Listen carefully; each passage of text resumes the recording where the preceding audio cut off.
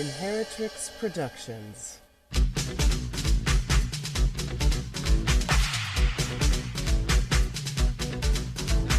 Sheroes and Zeros with the Moxie Sisters.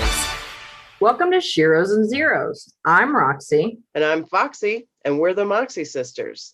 This is the feminist comedy podcast where we reclaim women's herstory by telling the true stories of extraordinary women who are fierce feminist fighters and super sheroes, as well as the stories of women who were extraordinary dirtbag, diabolical zeros.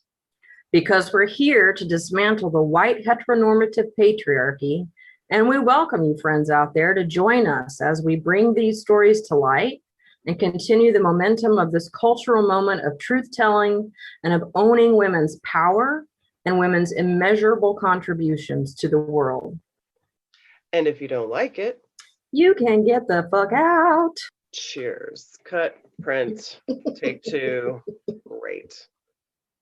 So yeah, welcome to season 2 of Sheroes and Zeros. I'm so excited to be here today. I literally am, because everything in the world is an uphill battle, and we arrived. We're here. It's so recording. True. It says so on the screen.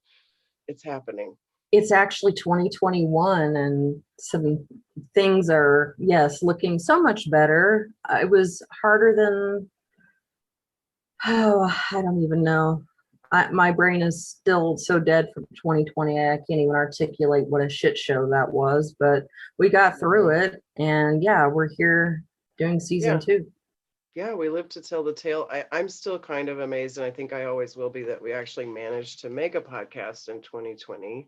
But very proud of that. And I hope those of you who have been listening since season 1 are excited as we are to be back. And if you'll notice from the sound, we've gotten a little bit of an upgrade since season 1. So we got some big girl equipment, and we're trying to bring you better sound quality in your ear holes. So yes, learning process, but such is life. Yes, exactly, learning curve. So how are you, Roxie? How are things over there today, over there in general? You know, things are not bad. I'm a little brain dead. I think, like I said, I'm still coming off of the 2020 shit show nightmare and have not quite processed all of that. But I am here. I am really psyched about the ladies that we're going to talk about today, especially our Shero. Our Zero is a really good Zero too, though. So this is going to be a fun one. Yeah, we wanted to bring you guys an exciting kickoff to season 2, and I'm excited about both of these. And I have the dubious honor of doing the Zero in a little bit. But first, that was my evil laugh. Yes, because appropriately so.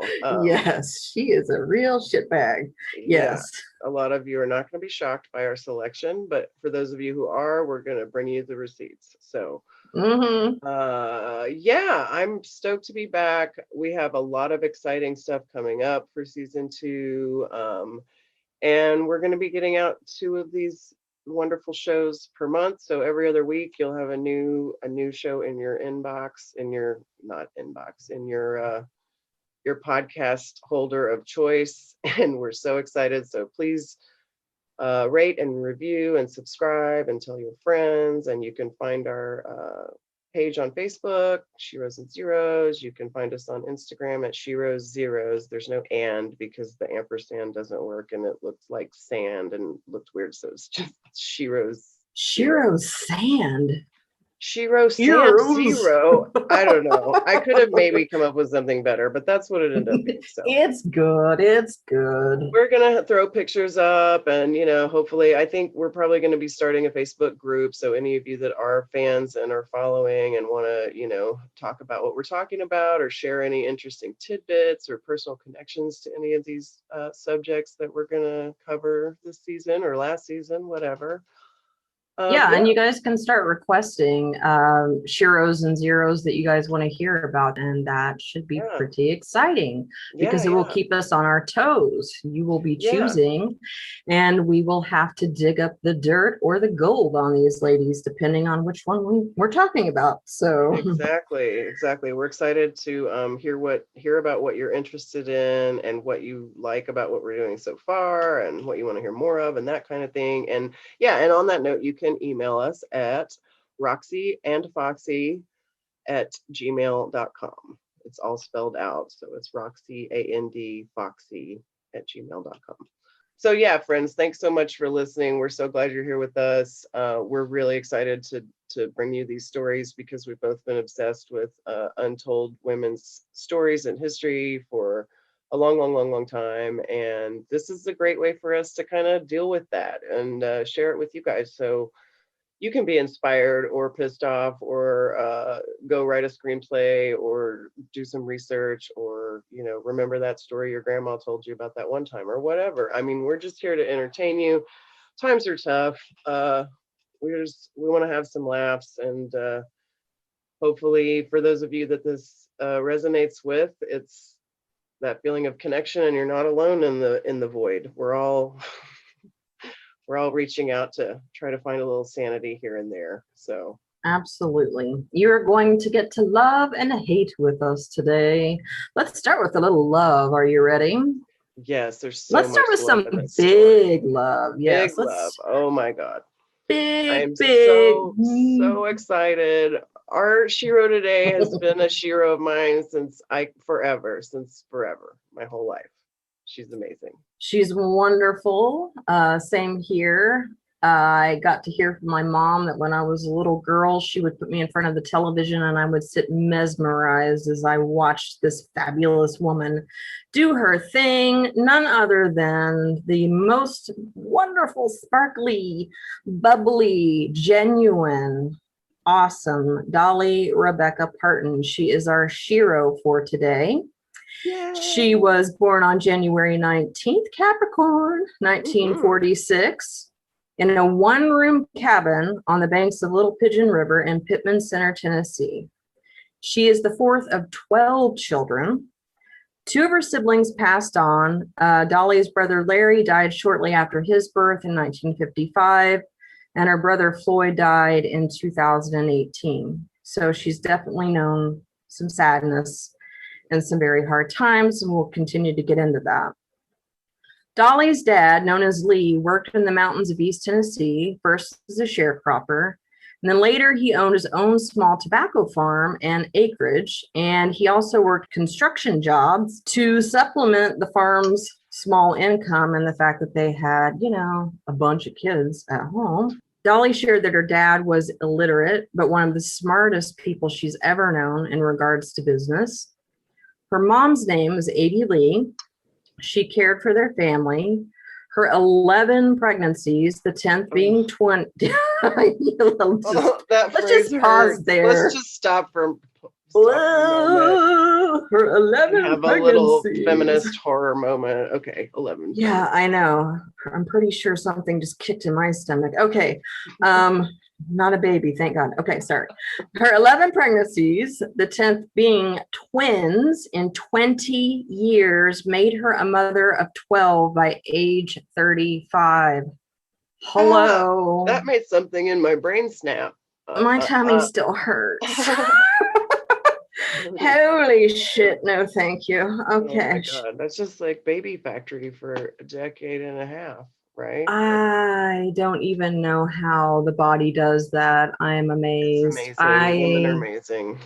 Women are amazing. Women are badass. That's why we're doing this. Yeah. Mm-hmm. Props to Dolly's mama. That's intense.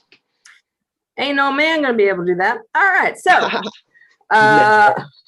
Dolly's mom was often sick for obvious reasons, but she still managed to keep house, entertain her kiddos with Smoky Mountain folklore, and she sang songs that were initially sung by immigrants that came from the British Isles to Southern Appalachia over a century earlier. So when Dolly was young, and I couldn't find the age, friends, if you have this information, feel free to share.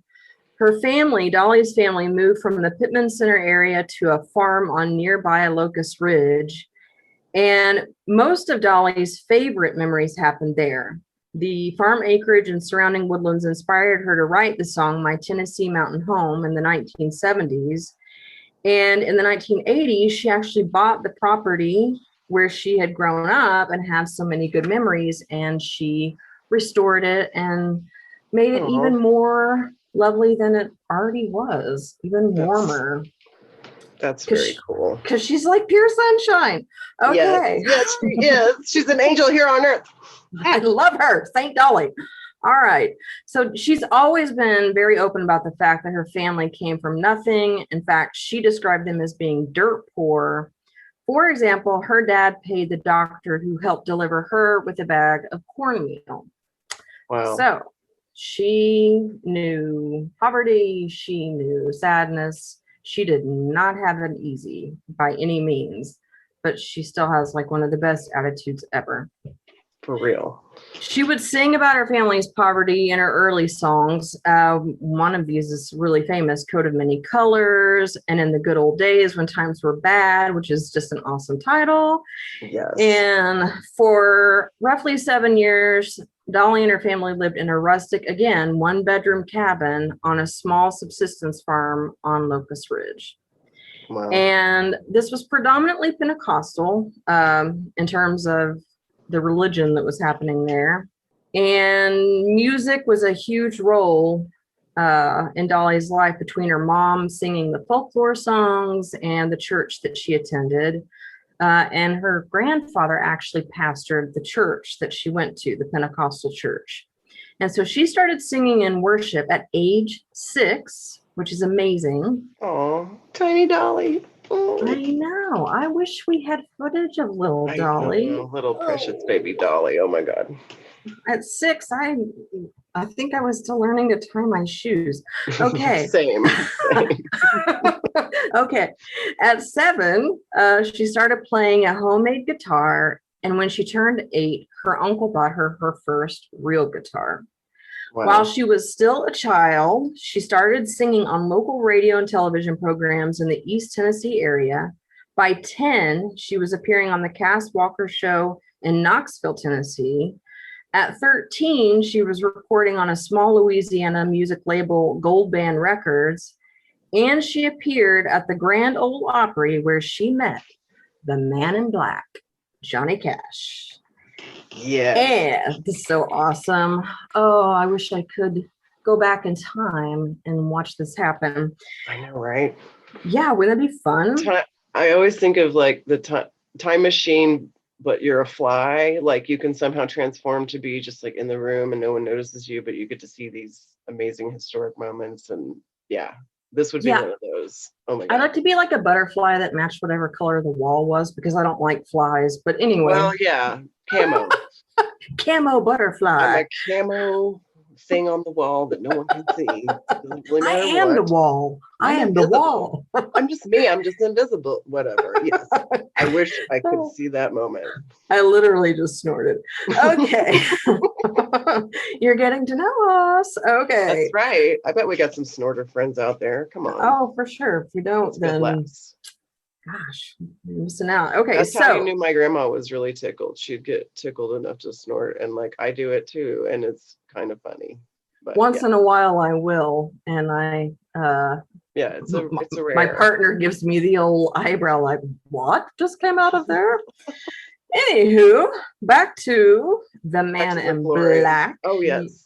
The Man in Black and the Lady Sunshine. Yes. Yes. So he encouraged Dolly to follow her own instincts as a singer and songwriter, and she took his advice. She still does this to this day.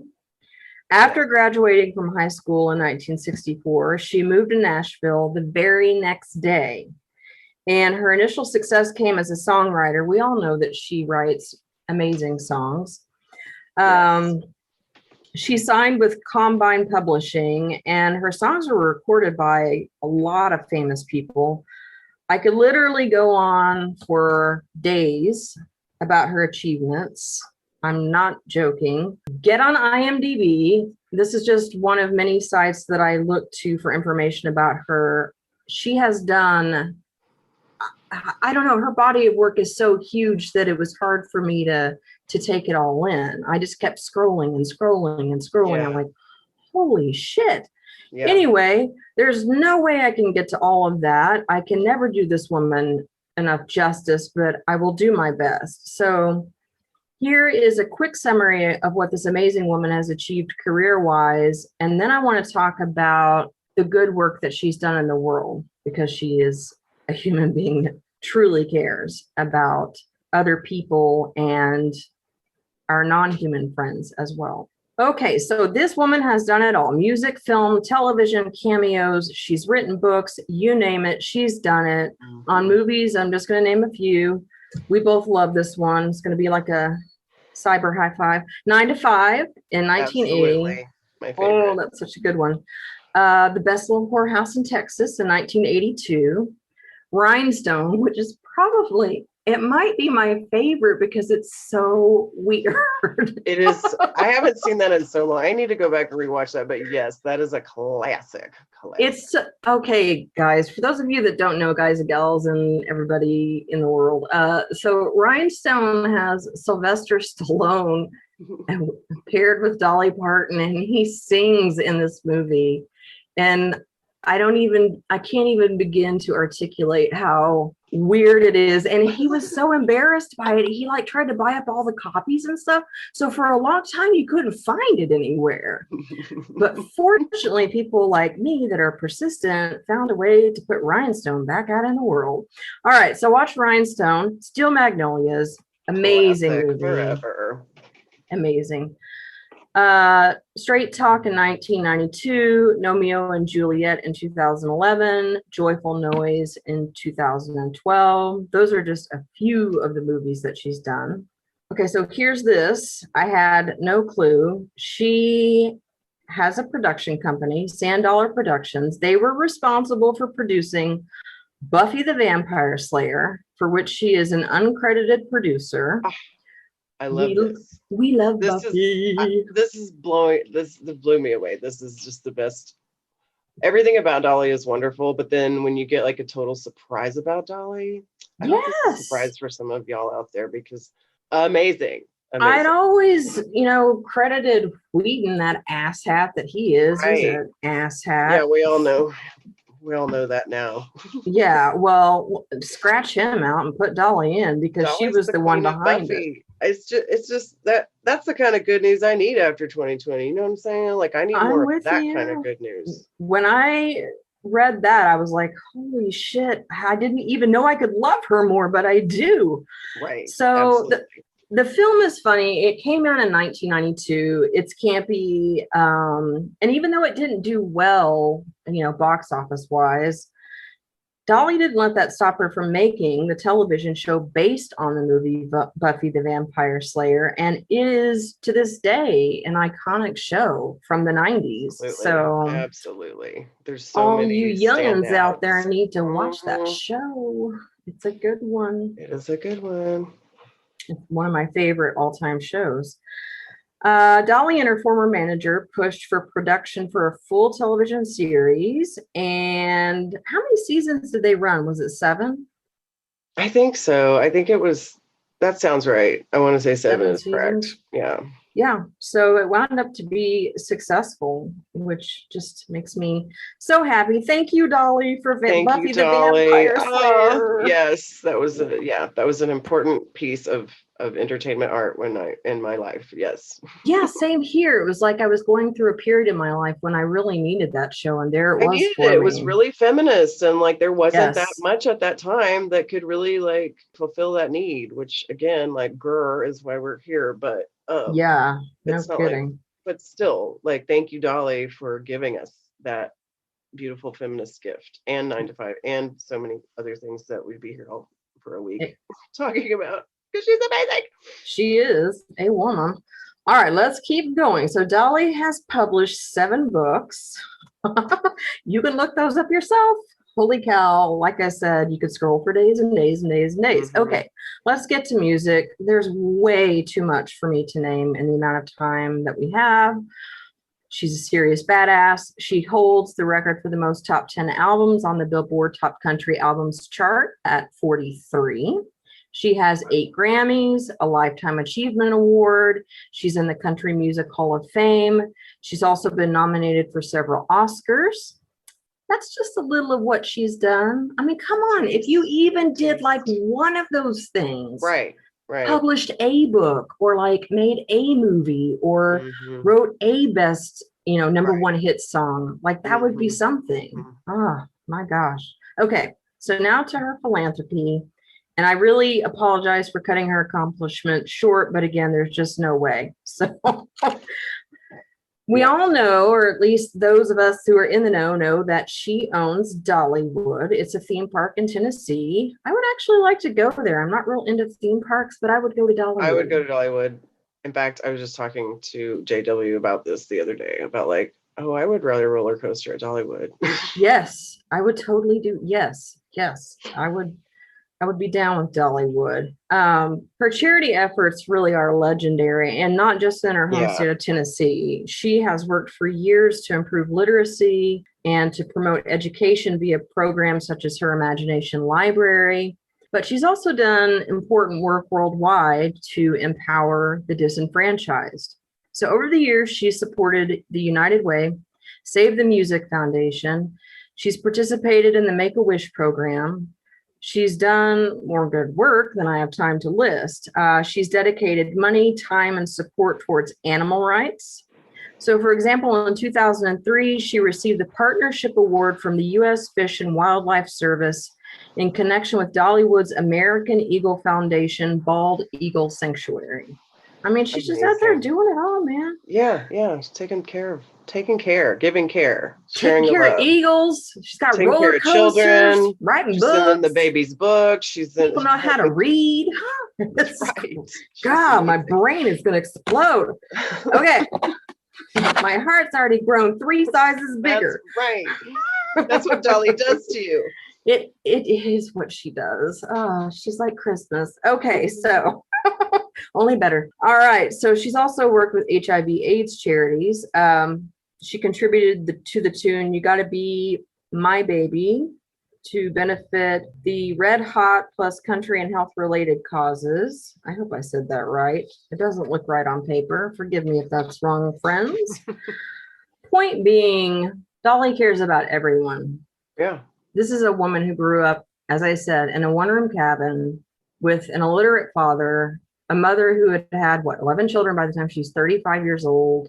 And she had every reason in the world to be backwards, as we sometimes say, or ignorant, willfully ignorant, even because she would have been surrounded by that.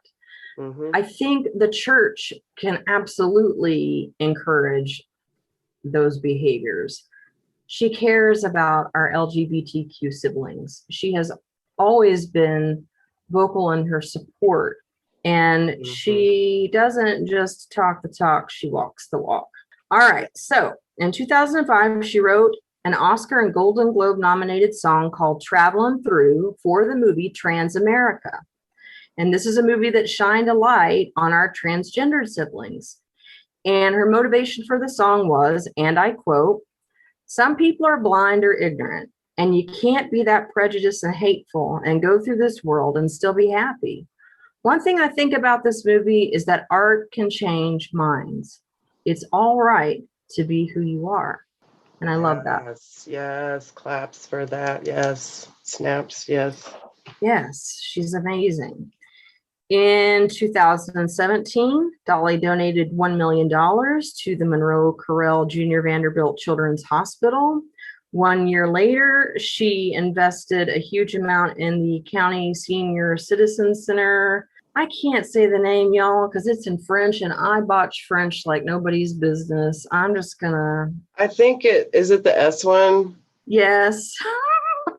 It is French, but in Tennessee, it's Sevierville. Oh, my Lord, have mercy. I would never have thought that. Okay. Sevierville. I think it's how they say it. It's spelled like Well, Sevierville, but yeah, it's Sevierville. yeah, I was like, okay. Sorry, French people. I am Sorry, so sorry. Tennesseans too, because I probably did not Yes. nail that, but it's kind of like that. I speak fluent Okie. Okay, Right. so she's done a huge amount of work with the Senior Citizen Center. So that's really what is noteworthy here. I mean, she's working with all age groups. She's working with all different kinds of people. She's working with animals. I think you're kind of getting the picture here. In 2020, that shit show of a year, Dolly gave $1 million to Vanderbilt University for coronavirus research. And this is so awesome. She read bedtime stories on YouTube to children because she knew that they were scared. She knew they were suffering because of the pandemic. As we all know, depression has been at an all-time high, not just in adults. Teenagers and children are suffering as well. And we are not through this shit show, not quite yet. So thank you, Dolly, for giving a damn and for doing something about it, because it's one thing to care. It's another to actually do something. To act, yes. Yes. Boots on the ground. Okay. So Dolly Parton doesn't often speak openly about politics, but anytime she does, it is always in support of rooting for being a kind human being.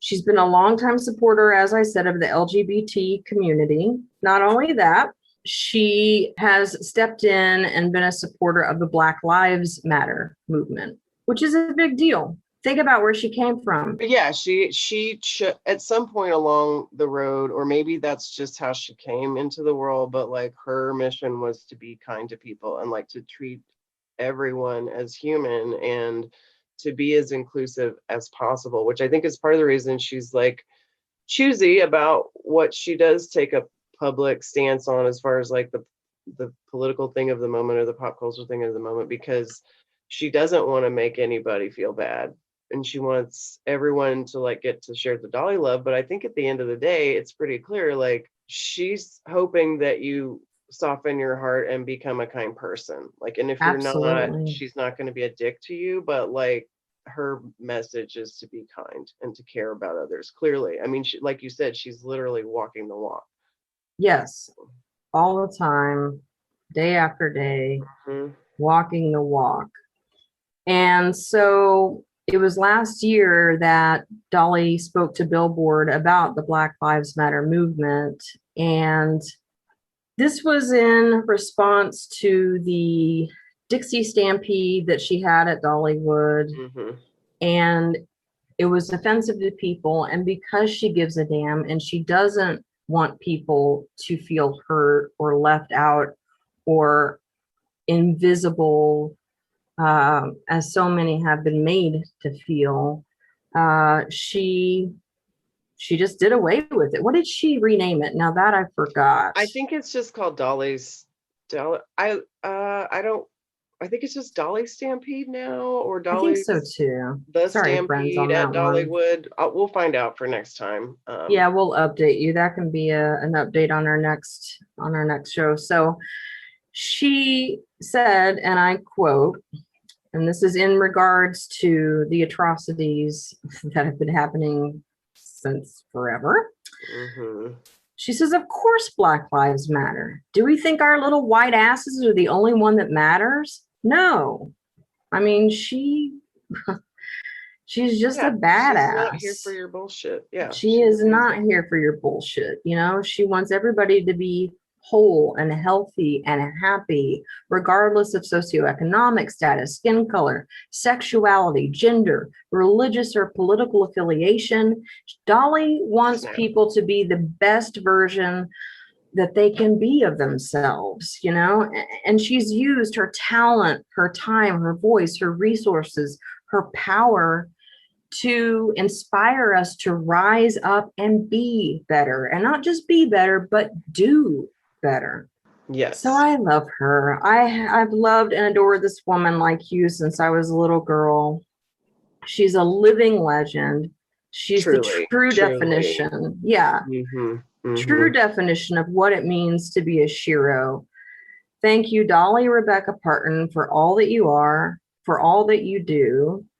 And as she said in her quote on the movie for Trans America, her inspiration behind that, it's all right to be who you are. It's all right to be who you are. Be the best version you can be, whoever you are.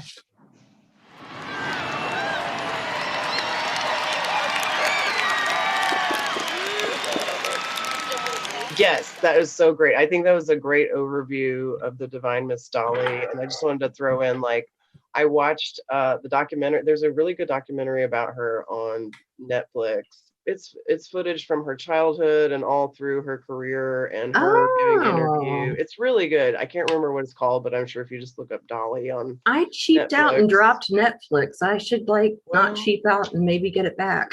that one might be worth it for a minute. Maybe you can get a free trial again or something. There you go. Watching my get my Dolly. Yeah, get your Dolly doc on. But there's this great moment in there where they're talking to her about well, she had some great songs like in the late 60s, early 70s that are really feminist songs if you listen to them, like Dumb Blonde, and there's a couple other ones I'll have to look up for next time, but they talk about them in the documentary. And she says, like, when they asked me about the feminist movement, I said, well, I was the first one to burn my bra, and it took the fire department 3 days to put it out. It's just the best. She's the fucking best. I'm so glad. But you have to say the best quote of all. Remember? Oh, is that the one she said that it takes a lot of money to look this cheap, which I just love, because she talks about, I read her a long time ago, one of her autobiographies, or I don't know if I think she has more than one, but she talked about being a little girl and seeing that look of like the big blonde hair and the red lips and the dazzle. And she was like, that's what I want to do. I want to look like that. And she fucking did it. And she's rocked it ever since, and yes, she makes has about it. So yeah, I just think I'm just feel so happy to be alive on the planet at the same time as Dolly Parton. Like that, I got to be in this world at the same time. Amen, women. Yes. Hallelujah to that. Hey y'all, can we start doing that? Is that like hey y'all? Hey y'all. Hey y'all, I like that. I don't know why I sounded like Forrest Gump all of a sudden. I'm sorry. Hey y'all. Hey y'all. Yeah.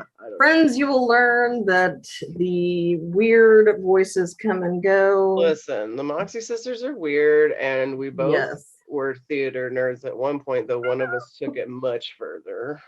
And then another one of us took it much further in a different way.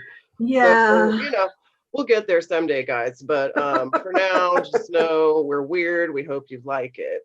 Well, so we just talked about solid gold. You want to get to some like nose gold? Solid turd. Oh my God. All right, my sister Roxie, we're going to shift gears from glorious Saint Dolly to what is unfortunately turned out to be kind of a Shiro 2.0 tale over the last couple of decades. And real quick, I wanted to mention, I got a lot of this information from, good old Wikipedia, also NPR, The Advocate, Screen Rant, The New York Times, the online magazine called Them, CNN, and Elle Magazine.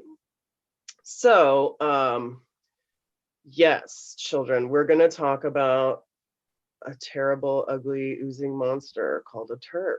And if any of our little Moxie babies and friends are not familiar with this type of monster, TERF stands for Trans Exclusive Radical Feminist, which TERFs don't like to be called, which is part of the reason it's kind of a good word to keep around. But here's the thing. I think it's an oxymoron, because I think if you're radical or you're feminist, you cannot be trans exclusive.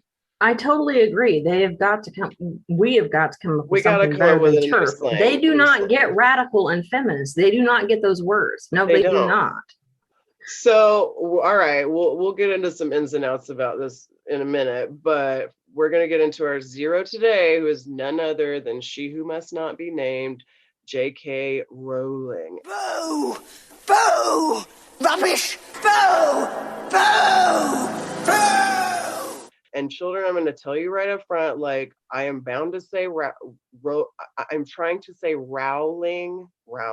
That's how you say her name.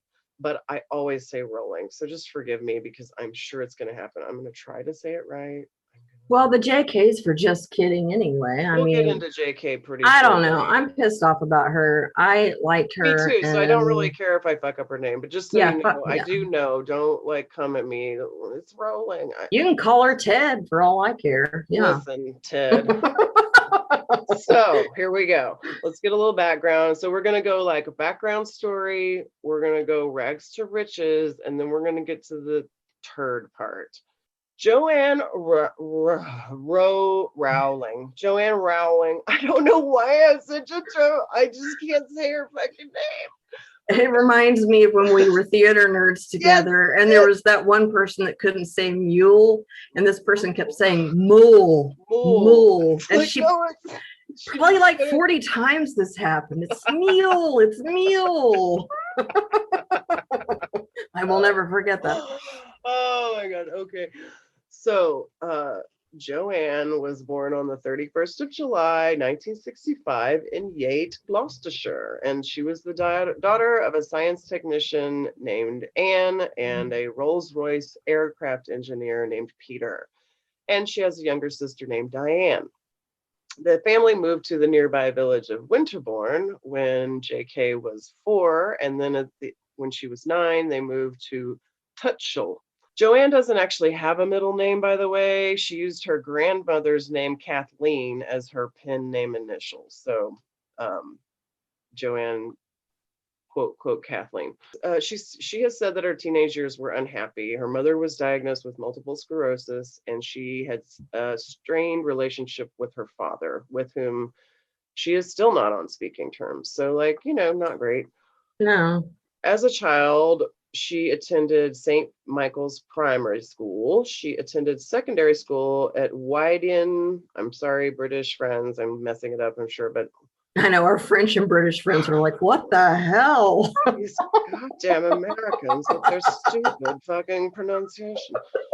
Wydian School and College, somewhere, something. Her mother worked in the science department. JK took her A levels in English, French, and German, achieving 2 A's and a B, and was head girl. In 1982, she took the entrance exam for Oxford University, but was not accepted. Oh. Instead, she earned I'm sorry, I'm going to stop you with head girl. I'm going to stop you with head girl at the Catholic school. Is this where she learned to be an asshole head girl in the now the Catholics are going to be pissed at me because now I've offended French people, British people. We're just going to piss everyone off by the end. We are. Sorry. I'm just calling it for I can see this snooty little version of her St. Michael's Primary School, snitching on all the other girls and like, you know, with her little notepad out taking notes of what everyone's doing that's wrong and not right. Anyway, I just made up some huge scenario in my head about her. I love it. So, I just wrote a movie about her. There you go. I saw it. I saw her lurking in a corner in a hallway. Yes. So instead of going to Oxford, she earned a BA in French and Classics at the University of Exeter. And after a year of studying in Paris, she graduated in 1986. So she worked as a researcher and bilingual secretary in London for Amnesty International, and then moved with her boyfriend to Manchester, where she worked at the Chamber of Commerce. In 1990, she was on a 4-hour delayed train trip from Manchester to London when the idea, quote, came fully formed into her mind for a story of a young boy attending a school of wizardry. When she reached her flat, she began to write immediately. In December of that year, 1990, her mother died, and this, of course, heavily affected her writing, and she wrote about Harry's grief in greater detail in the first book. So, like, I just want to pause there to be like, I understand, I feel the humanity in like a lot of the things that this woman has gone through, and then how that has really enriched her like her writing was great, and I love the books, and like I do too. Yeah. I'm trying to channel my inner Dolly and not be a complete shitbag about her, but yeah, no, I'm with you. Like I'm trying to dig deep and find some compassion here. I know. I don't have compassion for what she's doing now, but saying like at a time in her life when she did know struggles, and pain. she went through some terrible shit, and I want to Yeah. acknowledge that, but I And want to she also wrote, put, you know, she wrote she wrote beautiful beautiful things. things. Yeah. So like, Yeah, I you agree. know, I don't want to take that away. And for all of us that love the books, like they're still our books. She gave them to us. She can't take them back. Like Fuck even yeah, they we belong don't to have to like us. her. We can still love Harry and the gang. But we'll get more into that in a minute. So the following year, 1991, she moves to Porto, Portugal to teach English, and she teaches at night while she's writing in the day on the book. 18 months after she moved there, she met Portuguese television journalist Jorge Arantes in a bar. They married in October of that year, and the following summer had daughter Jessica Isabel Rowling Arantes. I thought you were going to say Rohypnol. I can't say her name.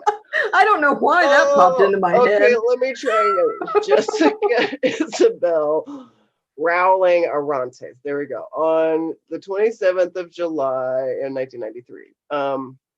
The couple separated a few months later in November, and biographers later suggested that JK suffered domestic abuse during her marriage, which she later confirmed. And Arantes, the fucking dickhole, stated in an article for The Sun in June of 2020 that he had slapped her and did not regret it. And here's where we get a Gross. surprise bonus shiro. The United Kingdom Domestic Abuse Commissioner and bonus shiro Nicole Jacobs formally advised The Sun, which is the newspaper, that it was, quote, unacceptable to repeat and magnify the voice of someone who openly admits to violence against a partner. So thank you. Thank you. Nicole Jacobs. Yes. In December 93, JK and her baby daughter moved to Edinburgh, Scotland to be near her sister. So she's 7 years out of graduating university. She's jobless with a dependent baby, but she describes her failure as, quote, liberating and allowing her to focus on writing. But during this period, she was diagnosed with clinical depression and contemplated suicide. Her depression inspired the characters known as Dementors, soul-sucking creatures introduced in the third book. So that's what I was getting at a minute ago. It's like her humanity comes through in her writing. There's like the Dementors is a perfect description of depression, because it's like, I think Ron has the line about like, I felt as though I would never be cheerful again. And like, that's how depression makes you feel. It makes you feel like this is how you're going to feel forever and ever. And it's horrible and it's never going to end, you know? And so she captured that, and she captured a lot of other wonderful things with the books, but she did. You know, there had to be PTSD with that. It wasn't talked about as much in that time period, but if you've come from domestic abuse, you've suffered the loss of your mom, like all of this, there's not just depression there. I would be willing to bet that there's PTSD as well. And that's just another layer on top of an already terribly difficult, dark, icky layer that you're just stuck in, like mud that you can't move through. Yeah, exactly. Heavy. Yeah. So she signed up for welfare benefits and later described her economic status as being, quote, poor as it is possible to be in modern Britain without being homeless. So her estranged husband shows up in Scotland seeking her and her daughter out, but she obtains an order of restraint, and Arantes returns to Portugal, and she files for divorce in August of 94. Then she begins a teacher training course in 95 at Edinburgh University, and after completing the first novel while living on state benefits. So this is where we get into the beginning of JK's rise to fame and fortune. In 1995, she finished her manuscript for Harry Potter and the Philosopher's Stone. Upon the enthusiastic response of Brian E. Evans, she got a literary agent. The book was submitted to 12 publishing houses, all of which rejected the manuscript. And don't you know, they're sorry now. Oh, they're sorry now. Oh boy, are they? No. I mean, all that money. A year later, she was finally given the green light and a 1,500 pound advance, which is not very much, by this editor, Barry Cunningham from Bloomsbury, a publishing house in London. But the decision to publish the book owes much to next surprise bonus shiro, Alice Newton, who was 8 years old at the time, the daughter of Bloomsbury's chairman, and he gave her the first chapter of the book, and she immediately wanted the next chapter, of course. Yeah, So it was great. it was Yeah. great. Yeah. You're So hooked immediately. I remember absolutely. that. Yeah. Absolutely. Alice had the same thought that we all did when we read it. So Bloomsbury agrees to publish the book, but her agent says agent tells her, get a day job because she had little chance of making money in children's books. Oh, Barry Cunningham, what you What a don't nice know. guy. Well, I mean, Okay. he's not wrong. Like, who knew she Well, would hit that's the true. jackpot? So soon after, in 1997, she receives an £8,000 grant from the Scottish Arts Council to enable her to continue writing. And this is where her string of bad luck kind of ends at this point. So she gets this grant, she's able to start writing. And then in June of 1997, Bloomsbury publishes Philosopher's Stone with an initial print run of 1,000 copies, 500 of which went to libraries. 5 months later, the book won its first award, a Nestle Smarties Book Prize. In February of 98, the novel won the British Book Award for Children's Book of the Year, and later, the Children's Book Award. In early 98, an auction was held in the US for the rights to publish the novel and was won by Scholastic Incorporated for $105,000. She says that she, quote, nearly died when she heard the news, which, so would I. I mean, hell, Yeah, that's a same. lot of money now or then or whatever. So in October of 98, Scholastic publishes The Philosopher's Stone in the US under the title Harry Potter and the Sorcerer's Stone, a change that JK now says she regrets and would have fought for. But, I think it was a smart move because Americans don't like philosophy and they do like sorcerers. Like, it's just a marketing thing. Plus, It is a marketing thing. Sorcerer just sounds more cool. Yes, Yeah. I know that does not sound intelligent. And no, I don't give a fuck. It just Uh-uh. sounds better. It sounds Sorcerer's better. Stone. It's got a ring. I'm sorry, I don't agree with her on that. I don't. I agree with Scholastic. I don't give a shit about a Philosopher's Stone. I mean, it might be kind of interesting, but or if I knew if Philosopher's Stone meant something to me already, but yeah, it doesn't mean in our anything culture. to me. I'm like, I want to see the Sorcerer's Stone, so I'm going to take door number 2, Yeah, please. hello. Thank you. So, anyway, she moves from her flat, her little, I'm poor flat, to the 19 Hazelbank Terrace in Edinburgh, which is the beginning of her kind of rise to wealth and international fame. So the sequel, Harry Potter and the Chamber of Secrets, was published in July of 98 and again won the Smarties Prize. In December of 99, the third novel, Harry Potter and the Prisoner of Azkaban. What? That's my favorite. Yeah, it's one of my top 3, top 2. So again, it wins the Smarties Prize. So she's the first person to win that award 3 times running. And she withdrew the 4th book from the competition just to allow other books a fair chance. So January of 2000, Prisoner of Azkaban won the inaugural, the first ever Whitbread Children's Book of the Year Award. The 4th book, Goblet of Fire, was released simultaneously in the UK and the US on the 8th of July, 2000. And broke sales records in both countries. In the US, the book sold 3 million copies in its first 48 hours. She was named Author of the Year in the 2000 British Book Awards, and that brings us more or less up to the point where she becomes an enormous success, and soon the movie deals start coming out and so forth. So when in talking of terms of her money and influence in 2004, Forbes named her as the first person to become a US dollar billionaire with a B by writing books, and the second richest female entertainer in the world. In That is February, something. yeah, second richest female entertainer. Think of all the good she could have done and still could do. In February of 2013, she was assessed as the 13th most powerful woman in the UK by Woman's Hour on BBC Radio 4. And she has over 14 million followers on Twitter, which is where she's been doing most of her hate. Mm. The 2020 Sunday Times Rich List estimated her fortune at £795 million, ranking her as the 178th richest person in the UK. Blah, blah, blah, blah, blah. She owns some really nice houses, very high paid, da, da, da, da, da. She's rich. You can look into it. In 2001, she remarried and had a son in 2003. So she has 2 kids. And like I said, if any of you want to go out there and look at the rest of her personal history and so forth, you're welcome to do so. But For the purposes of today's discussion, we are going to focus on why JK is a big old zero and how she has chosen to use her enormous influence and platform to oppress other women and uphold the patriarchy, which is just so fucking awesome. Just kidding. JK. Big fuck you. Fuck you, JK. Joke. Yeah. And I'm going to talk about what she said a tiny bit, but for the most part, I am not going to repeat much of her horse shit except to give a little not worth context. it. And fuck her. Yeah. I am going to share the voices of a lot of people who had great things to say about this. So from making fun of affirming language regarding menstruation to flat out questioning the validity of trans women's identities, JK has emerged as one of contemporary culture's most tedious transphobes.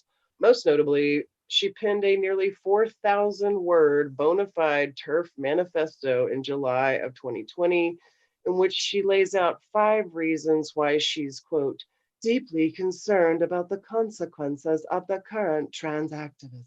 Dude, I have chills right now, and it's like in a horrible way. I'm not even joking. I have chills, but it's in like the most grossed out way possible. Okay, continue.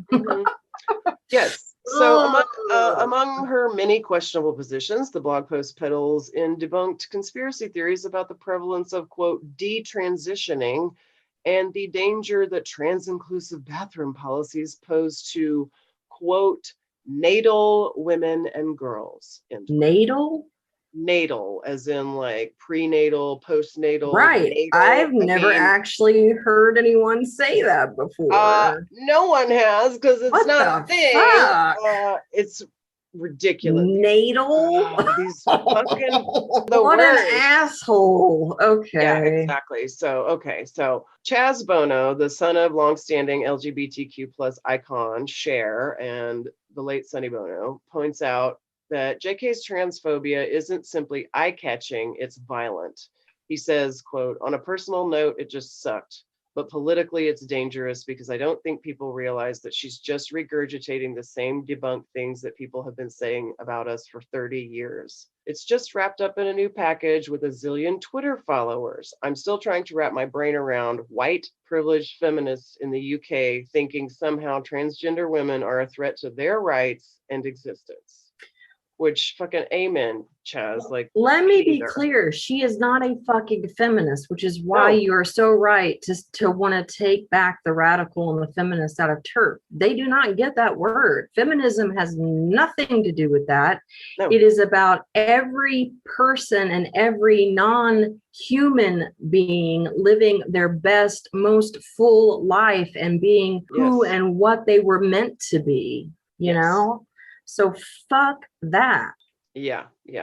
So this is a story. I took some stuff from this story from NPR correspondent Andrew Limbong from December of 2019, talking to a trans man named Jackson Bird, who woke up to texts from his friends after JK first tweeted about her transphobia. Bird is the author of the memoir Sorted, like as in the sorting hat, about being a Harry Potter fan and coming out as trans. He says, quote, when I saw her tweet, it took me a second to kind of figure out what it meant.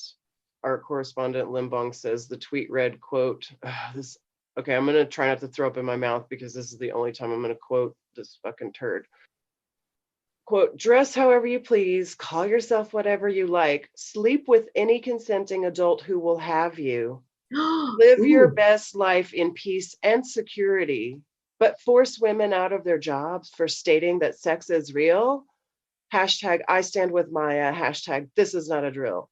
And now I need to wash my fucking mouth out with soap because, okay, first of all, call yourself whatever you like, sleep with any consenting adult who will have you. Well, she's already implying that they're rapists potentially, and that nobody loves them or will want them. Like if you can find anybody, live your best life in peace and security when she's out here peddling this fucking violence and bigotry. Like very dangerous. Very dangerous. People supposed to live in peace and security? You fucking cunt. Okay, sorry, I used it's okay. I mean, she warrants it. So she put a target on them. I mean, she has a lot of money, a lot of power. She didn't use it the way that Dolly has used hers. She has used it to hurt people. This is not fucking okay in any way, shape, or form. Exactly. So this I Stand With Maya fucking What does that idiot. mean? I'm not on Twitter, So- so I don't know. And this was a while back, and it's a UK thing. So Maya is this UK-based researcher, Maya Forstater, who lost her job at a think tank after making a number of statements that essentially say trans people do not exist, girls grow up to be women, boys grow up to be men, blah, blah, blah, blah, blah. And she went to court in London claiming that she's being discriminated against for her beliefs and her sex. So she goes, Oh my God. she goes to court to try to sue for being fucking fired. And the London employment judge denied her case, calling her views absolutist and incompatible with human dignity and fundamental rights. And I want to say Thank cheers, you. fucking applause button for this judge Thank in London. you. Yes. So They're not real. They're not real. That's, oh my God. yeah, it's hard. This is hard shit to get through. So this Jackson Bird, back to Jackson Bird, he says, quote, she's liked tweets with similar ideals, I guess you could say, in the past. And she follows a number of people who espouse these ideals as well. So it wasn't shocking to me as someone who was aware that it's possible JK Rowling thinks these things, but it was pretty shocking to actually see it just there in black and white. So, you know, she literally became a Death Eater Dementor overnight. She went all the way out there and made her views completely clear. Like she'd been kind of hedging before, I guess, but now like this was clear to the heartbreak and dismay of many of us. And she has very few famous supporters in this, which is one of the silver linings. But one of the most bizarre people defending her is my fave, who apparently is quite problematic, Eddie Izard. And I've been a fan of Eddie's for 100,000 years and seen Eddie live and love Eddie and watch Eddie in anything. But Eddie, for those of you who don't know, Eddie Izard, self-described transvestite like for years and years and years, who came out as transgender in 2017. And as of December 2020, came out saying that she wants to be, quote, in girl mode from here on out. So like, I'm here for you, Eddie. Like, live your truth, girl. That's great. But what I have a problem with is Eddie said, quote, I don't think JK Rowling is transphobic. I think we need to look at the things she's written about in her blog. Women have been through such hell over history. Trans people have been invisible too. I hate the idea we're fighting between ourselves, but it's not going to be sorted with the wave of a wand. I don't have all the answers. If people disagree with me, fine. But why are we going through hell on this? And Eddie, just like, it's so fucking, it's so privileged. It's so reeks of fucking class solidarity and just ignorant. It's like almost like boomer level. Like, why are we angry about this? I don't understand. I'm wealthy. She's wealthy. Why do we care? I mean, why do we have to even argue amongst ourselves about this? It's like, because of what you just said. Why do you think trans people have been invisible? Exactly. Yeah, or being murdered. Right. Yeah. People are being killed. That's why we're going through hell on this. Yeah. Sweetheart. Fuck like, you, fucking Eddie. pull your head out of your ass, Eddie. I'm really disappointed in you. I'm really disappointed in you. You could have just shut the fuck up, but you didn't. So I'm reading your ass today too. So we're not the only ones to be outraged, and others have publicly criticized her, including the lovely Emma Watson, aka Hermione, and Eddie Redmayne of the Fantastic Beasts series. And Daniel Radcliffe, our very own Harry Potter himself, wrote this in a blog post for the Trevor Project, which is an LGBTQ youth suicide prevention group. And if you guys don't know about Trevor Project, you should totally go check it out. Daniel says this, quote, transgender women are women. Any statement to the contrary erases the identity and dignity of transgender people and goes against all advice given by professional healthcare associations who have far more experience on this subject matter than either Joe or I. To all the people who now feel that their experience of the books has been tarnished or diminished, I am deeply sorry for the pain these comments have caused you. I really hope that you don't entirely lose what was valuable in these stories to you. End quote. So props to just Daniel in spite of her, I will not allow the magic and the beauty that I felt when I read those books to be taken. And thank God for Radcliffe and Emma and those that have spoken out against this asshole. Yeah, one Twitter user wrote, quote, I decided not to kill myself because I wanted to know how Harry's story ended. For a long That time, is so that was sad. all that kept me going.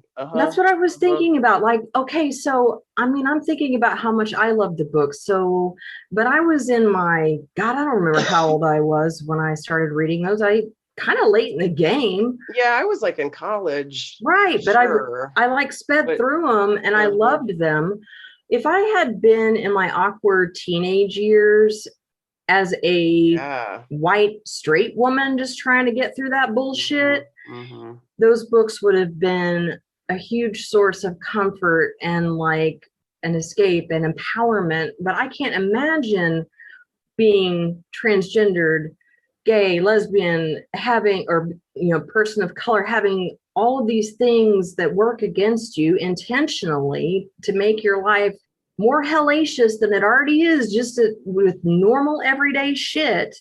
And you wake up and this person that wrote these beautiful things is basically saying they hate you. Like, it would be devastating. What the fuck?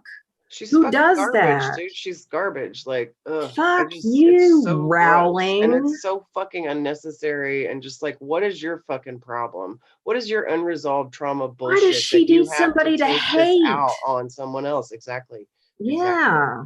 Hate vanilla pudding. I don't know. Right. Find something else. Hate poverty. Hate, you know. Oh, hate- yeah, that's better. Sorry. She reminds me of vanilla pudding. That's why I said that. Well, yeah, I mean, I don't understand. Everything sucks. Okay. Actress and model Monroe Bergdorf said, quote, "These times are hard enough without you, a wealthy white woman tweeting transphobia from your mansion," which fucking snap.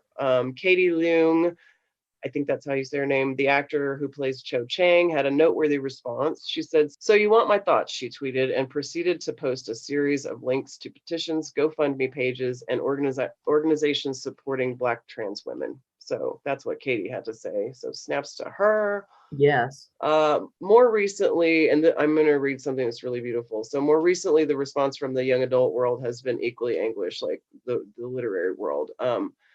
For Case and Calendar, the best-selling and award-winning author of middle grade, young adult, and adult fiction, Joe Case transphobia hit close to home. As the author wrote in an op-ed for them, that the series had literally saved their life. And now Calendar worries the transphobic rhetoric spewed by the series creator might endanger the very trans kids for whom, for years, had looked to Harry Potter as a source of solace from an unaccepting world, just like we were talking about. Quote, "I understand that books can save lives as they have saved mine. I also understand that when a powerful children's author like JK Rowling spouts the name of some hateful rhetoric that already kills so many, she is directly influencing the lives of children and young readers who might have once looked up to her and found safety in her work. Her words have not only been emotionally harmful, they are dangerous and potentially life-threatening." And that's what I'm trying to get across in all of this, because I think it's something that people who, even if they're like mild, they're like, "No, I'm cool with trans people." It's like, yes, but do you understand how important it is that you be an advocate for trans people, because they are being targeted and singled out and murdered? And we're going to get to that sad news in a minute. But one of my favorite activists and poets who I follow and absolutely adore, y'all go check them out. Their name is Alok, A-L-O-K, Alok Vaid Menon. You can find them on Instagram and other places. They are a brilliant critic of white heteronormative patriarchy and the history of whiteness and classism and sexism and oppression. And they are an amazing artist. And this is what they had to say about this. Quote, "In response to JK Rowling's recent bout of trans misogyny, some are saying that she should have, quote, read the room and realized that this moment of global uprising is not the time. Actually, she did. This is her response. White backlash. Policing and fortifying gender/sex boundaries has always been a tactic of white supremacy. The sex binary was seen as a civilizational achievement of white people that no other race could reach. This is why when Black and POC trans people sought support in early medical clinics for gender transition, they were turned away. Their gender dysphoria was seen as a marker of their, quote, degeneracy that couldn't be fixed. In this way, the category of woman has always been radicalized." End quote. It's true. Right? I mean, no two ways about it. Yeah. I just, I love that, how clearly they put that. So just, yeah, there you go, friends. Let that What a sink in. stunning asshole.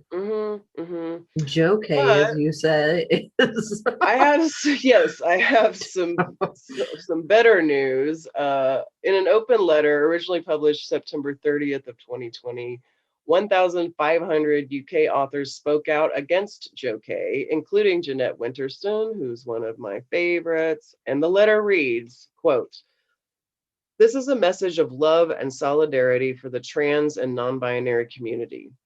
Culture is and should always be at the forefront of societal change, and as writers, editors, agents, journalists, and publishing professionals, we recognize the vital role our industry has in advancing and supporting the well-being and rights of trans and non-binary people. We stand with you, we hear you, we see you, we accept you, we love you. The world is better for having you in it. Non-binary lives are valid, trans women are women, trans men are men, trans rights are human rights." And you can read all of the names at secondshelf.com, and it's really cool because you just scroll and scroll and scroll, and it tells you, it's all these different people. So thank you for all of those authors and publishing industry folks for speaking out and being Sheroes and Moxie sisters. Yeah, absolutely. I encourage all of you who are not well educated about this to learn more and find organizations you can support. And there are very many, and I recommend looking for local groups in your area, but there are a lot of great national, international sources too. I mentioned the Trevor Project earlier, the National Center for Transgender Equality, the Transgender Law Center, the Marsha P. Johnson Institute. And Miss Marsha's going to be getting her own she's going to be getting her own episode this season because she's one of our foremothers in the movement for full human rights. The Okra Project, OKRA, not Oprah like Winfrey, but Okra like the food. Okra Project is a collective that provides resources and meals to Black trans people. Trans Women of Color Collective provides opportunities for and uplifts the narratives of trans people of color. Incite works to end violence against women of color and trans people of color. Also, I just recommend following and listening to queer and trans and non-binary voices. And if you're cisgender and you don't really understand what all the hubbub is about, then just educate yourself. Like last year in the US, at least 37 transgender and gender non-conforming people were murdered, more than any other year since the Human Rights Campaign started tracking those deaths as recently as 2013. HRC wrote in its annual report, quote, "This grim milestone proves what we have long known. This violence is an epidemic. Each one of the lives we lost was someone ripped from their family, their friends, and their community by an act of senseless violence, often driven by the bigotry and transphobia and inflamed by the rhetoric of those who oppose our progress. Like this fucking zero JK Rowling." Boo! Boo! Rubbish! Filth! Slime! Muck! Boo! Boo! Boo! You could not have two more different women. I mean, both knew pain, both knew struggle. That's right. Both knew poverty, both know great power and influence, and one has used it to inspire and shine a light on people, and the other has used it to tear people to pieces. But you know what? She can't do that because there are enough of us that aren't going to put up with that shit. And That's right. yeah, they do not get radical feminists because that has nothing to do with it. Radical Nothing. fucking white Assholes. supremacist colonizer upholders of patriarchy is what they are. They're not our fucking friends. They're not with, they're not radical. No, I want no they're association not with that bullshit. Nope. No. Nope. Fuck them. So yeah, friends and Moxie babies and sisters out there, like, let's all help each other keep dismantling the racism and the misogyny and the homophobia and the transphobia and the xenophobia and all the shitty phobias that cause people to be beaten and murdered and not given jobs and not given housing and not given things they need. And like maybe we could just live in a less shit fucking culture. That would be really cool, don't you think, Roxie? Don't you think? I think it would, Foxy. So everybody needs to like find their inner Dolly. Channel That's your right. inner Dolly. Channel your inner Dolly. Get your sequins out and glue them to something. Yes. Find a blonde wig, or if blonde's not your color, you know, find some other kind of a wig. Just like get you, you know, sometimes Moxie can come from the outside. Sometimes you just gotta like dress the part and make yourself feel better. So, you know, if you need to glue some lashes on or paint your nails or whatever, like let's all take care of ourselves in these crazy days. And yeah, be a Dolly. She's a fucking amazing lady. I feel like we're all honored and blessed to have her in our lives, like to whatever extent she's in your life. Like you're lucky. Just say a little prayer of thank you for the divine Miss Dolly.